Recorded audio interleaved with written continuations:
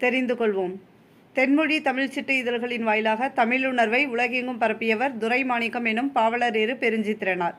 திருச்சிராப்பள்ளிக்கு அருகிலுள்ள அல்லூரில் திருவள்ளுவர் தவச்சாலையை நிறுவியவர் உலக பெருந்தமிழர் தமிழ் திரு ரா. இளங்குமரனார். கவை என்பது அடிமரத்திலிருந்து பிரியும் மாபெரும் கிளை. கொம்பு அல்லது கொப்பு கவையின் பிரிவு, கிளை கொம்பின் பிரிவு, சினை கிளையின் பிரிவு, போத்து சினையின் பிரிவு, குச்சு போத்தின் பிரிவு, இணுக்கு குச்சியின் பிரிவு. மொழி ஞாயிறு என்று அழைக்கப்படுபவர் தேவநேய பாவாணர். சந்த கவிமணி என்று அழைக்கப்படுபவர் தமிழழகனார் எனும் சண்முக சுந்தரம். வெண்சங்கு, சலஞ்சலம், பாஞ்சசன்யம் ஆகிய 3 வகையான சங்குகளை தருவது கடல். இயல், இசை, நாடகம் என முத்தமிழாய் வளர்ந்ததும் முதல் இடை கடை ஆகிய முச்சங்கங்களால் வளர்க்கப்பட்டதும் ஐம்பெருங்காப்பியங்களை அணிகலன்களாக பெற்றதும் சங்கப்பலகையில் அமர்ந்திருந்த சங்கப்புலவர்களால் காக்கப்பட்டதும் தமிழ்.